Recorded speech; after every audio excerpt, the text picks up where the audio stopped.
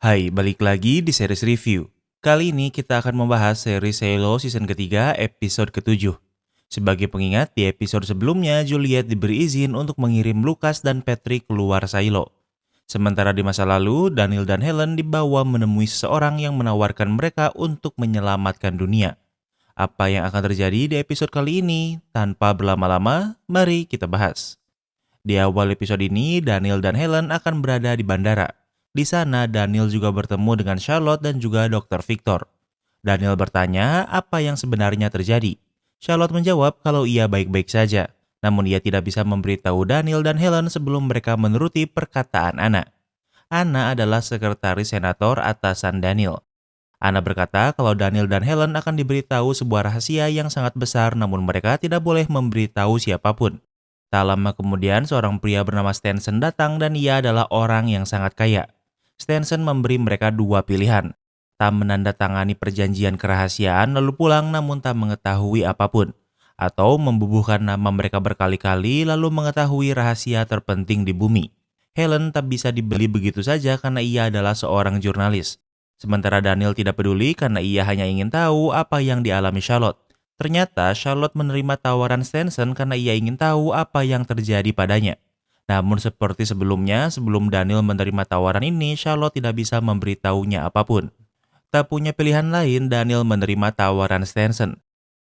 How long before I can write about whatever this is? No more than 5 years? Helen bertanya butuh berapa lama sampai ia bisa menulis tentang rahasia ini. Senator menjawab mungkin sekitar 5 tahun dan semoga bisa lebih cepat. Akhirnya Helen juga menerima tawaran ini. Kemudian mereka terbang menggunakan private jet milik Stenson. Charlotte menjelaskan kalau ia ingat sampai ia melakukan misi ke Iran. Namun ia tidak ingat apa yang terjadi setelah ia menaiki pesawat. Yang ia tahu kalau misi ini tidak berjalan baik. Semua ingatan selain misi itu sudah kembali dengan normal. Bisa dibilang setelah hilangnya ingatan buruk Charlotte membuatnya tidak mengalami PTSD. Waktu berlalu akhirnya mereka sampai di tempat tujuan mereka. Helen bertanya apa benar rumor tentang Stenson yang bisa membuat unicorn. Stenson mengiyakannya karena perusahaannya memiliki fasilitas rekayasa DNA canggih yang memungkinkan untuk membuat unicorn. Walau mereka baru turun dari pesawat, namun mereka masih harus menggunakan helikopter. What the hell is that? Daniel knows? Helen bertanya ada apa di luar, dan ternyata yang dimaksud Helen adalah proses awal pembuatan silo. Maju ke masa sekarang. Lucas dan Patrick dipanggil menemui Juliet. Juliet memberitahu mereka kalau mereka akan dikirim keluar silo subuh ini. Lucas sadar kalau Juliet mengirim mereka untuk mencari informasi mengenai pipa safeguard dari silo 17. Lucas terkejut karena ia dikirim tanpa sepengetahuannya. Lucas bingung selama 3 bulan ini Patrick memimpin pemberontakan karena ia ingin keluar silo. Sekarang ia bisa keluar silo namun ia malah bingung. Patrick menjawab kalau ia ingin tetap keluar silo namun ia tak peduli dengan safeguard. Patrick ingin membuat perjanjian dengan Juliet. Tugasnya hanya untuk memastikan Lucas ke silo 17 dengan selamat lalu ia bebas melakukan apa saja. Tak lama kemudian ada yang mengirim pesan untuk Juliet karena ia dipanggil. Juliet pergi ke lokasi dan ternyata yang memanggilnya adalah Robert. Robert memberitahu kalau ia baru ke filtrasi air dan dijaga dengan ketat. Ia sadar kalau Camille telah memasukkan vitamin D+ ke dalam air silo. Ia menyarankan untuk tidak meminum air silo dan rencana Juliet harus dikerjakan secepatnya. Karena sekarang kondisi memburuk, mereka tidak bisa lagi berkomunikasi. Tak lama kemudian, Kathleen dan anggota rebel lain menemui Patrick dan Lucas. Mereka diberitahu kalau Lucas dan Patrick akan pergi keluar. When Juliet went out, she actually went to another silo. They know that. Mereka menambahkan kalau saat Juliet keluar silo, sebenarnya ia ke silo 17. Di sana ada anak-anak dan Juliet ingin menyelamatkan mereka. Tentunya ini adalah misi berbahaya. Namun sekarang mereka memiliki kesempatan untuk melihat seperti apa sebenarnya di luar silo. I know I said you had until dawn. I need you to go now. Come on, hurry up. Tak lama kemudian Juliet menemui mereka memberitahu kalau mereka akan pergi sekarang juga. Sekarang tengah malam sehingga kebanyakan orang sedang tidur. Namun untuk jaga-jaga mereka juga mematikan layar di kantin. Kali ini pakaian Lucas akan dilengkapi radio sehingga mereka bisa berkomunikasi dengan Martha. Mereka harus menggunakan kode agar tidak ketahuan orang lain. Namun hanya pakaian Lucas yang diberi radio sementara tidak dengan Patrick. Tanpa membuang-buang waktu, Patrick dan Lucas dikirim keluar. Karena sekarang malam tentunya penglihatan mereka terbatas. Dari dalam silo, Martha bisa berkomunikasi dengan Lucas dengan radio dengan baik. Lucas menjawab kalau situasinya lebih besar dari dugaannya. Bagi Lucas yang menyukai astronomi, tentunya ia takjub bisa melihat jutaan bintang di langit. It's just nothing. There's just nothing. Sementara Patrick terkejut karena pemikirannya tentang keindahan di luar silo ternyata memang hanyalah ilusi. Patrick tidak pernah mengetahui tentang bintang sehingga ia lebih terkejut melihat langit. Kali ini yang bisa Juliet lakukan adalah mempercayai tugas berat ini pada Lucas dan Patrick. Setelah berjalan cukup jauh, Lucas dan Patrick melihat ribuan mayat dari silo 17. Mereka sudah diberitahu Juliet tentang apa yang mereka akan lihat, namun ternyata kondisinya lebih buruk dari yang ia duga. Mereka tak punya pilihan lain selain terus maju. What? Do you hear that? Namun tiba-tiba mereka mendengar sebuah suara mendengung namun mereka tidak bisa melihat apapun karena gelap.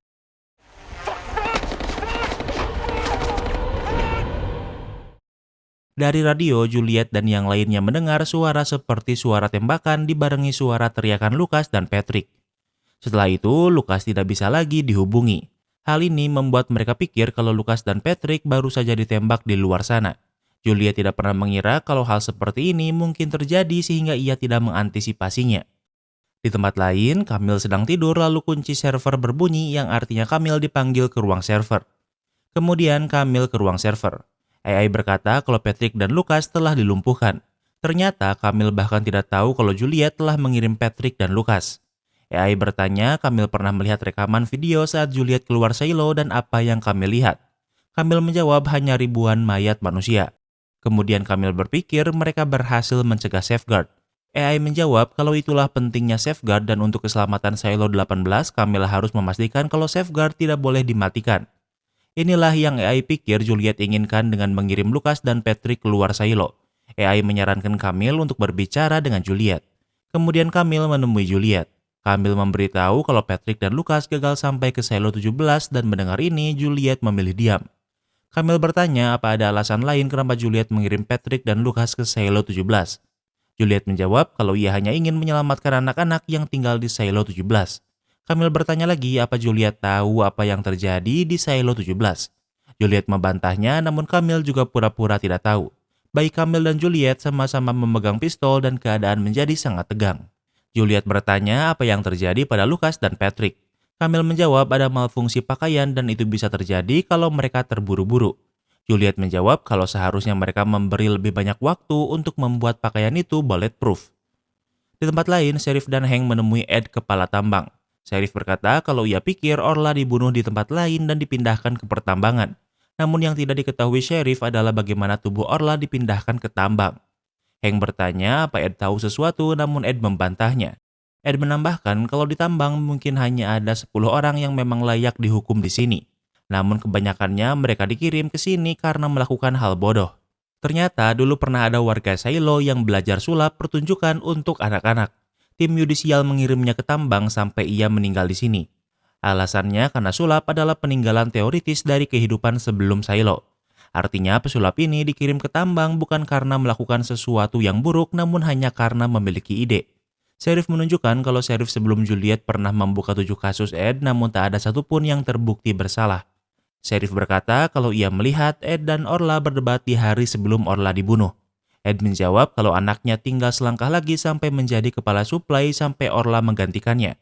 Ed menambahkan kalau ia memang kesal pada Orla namun ia hanya melampiaskannya saat berdebat dengannya. Masalahnya, Sheriff tidak memiliki bukti konkret apapun sehingga ia tak bisa menuduh Ed begitu saja. Di tempat lain, Juliet kembali dipanggil ke tempat Martha. Seorang kurir memiliki ide. Ia masih memiliki mesiu yang bisa digunakan untuk membuat bom. Mereka akan pergi menggunakan pakaian hazmat ke yudisial untuk meledakkannya menutup semua pipa di yudisial. Namun hal ini akan mengekspos mereka pada gas beracun safeguard. Mereka akan mencari cara menutup pipa safeguard namun masalahnya gas ini mungkin akan menyebar sebelum mereka bisa menutup pipa. Juliet tidak menyetujui rencana ini karena mungkin akan ada ribuan yang dikorbankan untuk menyelamatkan si isi silo. Di tempat lain, Knox menemui Mark bertanya bagaimana ayahnya meninggal. Mark menjawab kalau ia tertindih bebatuan namun Knox bisa merasakan kalau Mark berbohong. Knox memohon Mark untuk memberitahu kebenarannya. Knox bertanya apa ayahnya dibunuh namun Mark membantahnya. Mark menjawab kalau ayah Knox masih hidup. Seseorang terkubur di tambang namun itu bukan ayah Knox. Yang Mark dengar ayah Knox mendesain sesuatu untuk Ed. Imbalannya adalah untuk memalsukan kematiannya. Knox bertanya lantas siapa yang mayatnya digantikan ayahnya. Mark menjawab jika Knox terlalu banyak menggali masalah Ed maka ia akan menyesal. Knox tidak peduli namun dia masih ingin tahu. Kembali ke tempat Juliet. Saat Juliet kembali, Bernard berkata kalau ia punya seseorang yang harus Juliet temui. Saat Bernard dan Robert masih berkuasa, mereka memberi orang ini obat pelupa ingatan seperti yang Camille beri pada Juliet. Robert menghentikan obat-obatan agar ia bisa menukarkan obat Juliet. Ia adalah satu-satunya orang yang mungkin bisa memahami apa yang Juliet alami. Wanita ini bernama Gloria dan ia adalah anggota organisasi Flameskipper. Gloria pernah muncul di season pertama, tapi Mimin juga lupa. Relik sakral yang dipegang Gloria adalah jurnal Mission. Mission adalah nama seorang kurir 140 tahun yang lalu. Saat pemberontakan hebat, ia mengangkut bahan peledak untuk meledakkan tangga. Di setiap masa selalu ada pemberontakan walau tak saling berhubungan. Jurnal ini dibuat Mission di masa pemberontakan itu. Gloria membacakannya. Mission berkata ada tanda di leher dan bekas luka di perutnya namun ia tidak tahu penyebabnya. Mission tidak bisa mengingatnya karena bahkan ia tidak bisa mengingat apa yang ia lakukan kemarin. Semua orang terus melupakan banyak hal. Satu-satunya yang Mission ingat adalah kekasihnya. Namun orang-orang yang hidup sendirian bahkan ada yang berhenti makan. Beberapa ada yang melompat dari tangga sehingga jaring mulai dipasang. Mission bersumpah jika ia melupakan kekasihnya, ia juga akan melompat. Alasan Bernard menunjukkan ini pada Juliet karena ini adalah efek nyata penggunaan vitamin D+ di saluran air selo seperti yang sekarang Camille lakukan. Orang-orang akan kebingungan dan menjadi ketakutan sehingga banyak orang yang kehilangan nyawa. Jika Juliet tidak melakukan apapun, maka pengorbanan inilah juga yang akan terjadi. Alasan kenapa pemilihan keputusan ini berada di tangan Juliet karena ia adalah wali kota Silo 18. Di tempat lain, Camille sedang bersiap-siap pergi bekerja. Ia meminta Anthony untuk memakai jaket untuk foto kelas. Anthony tidak ingin memakai jaket karena menurutnya itu tidak keren. Robert berkata jangan memaksa Anthony memakai jaket. Robert pikir itu adalah keputusan yang harus Anthony buat. Camille tidak ingin berdebat sehingga ia tidak lagi memaksa Anthony lalu pergi bekerja. Tak lama kemudian ada anggota pemberontakan menemui Robert. Ia kesini atas perintah Juliet untuk meminta 6 akses ke yudisial. I'm gonna take the jacket. Dad, you just I said... just said take it. Robert menyetujuinya, namun sekarang ia meminta Anthony untuk memakai jaket di foto kelas. Sebelum ke kelas Anthony, Robert ke yudisial lebih dulu. Kemudian anggota pemberontak ke kelas Anthony berkata kalau Robert menyuruhnya untuk memberi jaket baru untuk Anthony. Kemudian jaket Anthony diberikan pada Juliet dan disinilah disimpan kartu akses yudisial untuk Juliet. Juliet sudah menyetujui rencana untuk meledakkan yudisial sebelumnya. Waktu berlalu, Anthony sudah pulang sekolah. Anthony marah karena Robert dan Camille memaksanya membawa jaket padahal anak-anak lain tidak ada yang memakai jaket. Camille berkata kalau setelah makan malam ia meminta bantuan Robert untuk menemui tahanan yudisial. Di tempat lain, Juliet sudah siap menjalankan misinya untuk meledakkan yudisial. Ia mengirim 6 orang yang menyamar menjadi tukang servis pipa yang sudah dipesan yudisial. Saat akan pergi, mereka melihat Camille dan Robert yang baru datang ke yudisial. Juliet pikir mereka tidak bisa menjalankan misi karena Robert dan Camille terlalu berharga untuk Silo. Benar bertanya apa Juliet yakin ada kesempatan lain karena Camille sudah mencampur air Silo dengan vitamin D+. Juliet percaya kalau ini adalah satu-satunya momennya sehingga ia tetap menjalankan misi ini. Kemudian pemberontak tidak dicurigai karena memiliki izin yudisial dari Robert. Mereka memasang bom di beberapa lokasi berbeda. Mereka memakai pakaian hazmat karena setelah ledakan terjadi pasti akan ada racun dari safeguard yang menyebar. Sementara itu, Martha mendapatkan komunikasi dari Lucas yang mereka pikir sudah mati. Ternyata Lucas dan Patrick berhasil sampai ke Silo 17. Kemudian Martha memberitahu pemberontak kalau yudisial tak lagi harus diledakkan. Dengan cepat mereka menghentikan bom yang telah mereka pasang dan untungnya mereka berhasil mematikannya tepat waktu. Ini momen yang sangat menegangkan dan sekarang mereka akan kembali ke rencana awal yaitu mempercayakan Lucas untuk memahami sistem safeguard Silo 17. Di tempat lain, orang yang ingin Camille temui adalah perawat yang menukarkan obat Juliet. Camille mengajak Robert ke sini untuk berbicara. Camille tahu kalau Robert melakukan sesuatu di belakangnya dan Camille sudah memintanya untuk berhenti. Dan sekarang Robert menggunakan anak mereka untuk menjalankan aksinya dengan menukarkan jaket Anthony. Camille ingin tahu apa sebenarnya tujuan Robert. Robert ingin membicarakannya secara private. Camille mengancam akan membunuh perawat namun Robert menghentikannya. Robot berkata kalau Anthony layak memiliki salah satu dari orang tuanya tidak pernah membunuh seseorang, dan dengan begitu episode ini pun berakhir. Kini kita masuk ke sesi rating. Ini menurut Mimin salah satu episode terbaik sejauh ini di season ketiga. Daniel dan Helen ditunjukkan proses awal pembuatan silo. Lucas dan Patrick sampai ke silo 17. Dan ternyata ayah Knox masih hidup. Secara progres mungkin ini adalah progres paling banyak mengingat season ketiga tinggal 3 episode lagi. Mimin suka episode ini, jadi untuk rating Mimin kasih rating 9/10. Apa kamu setuju sama rating Mimin? Jangan lupa like video ini kalau kamu suka dengan video ini dan jangan lupa juga cek video kita lainnya.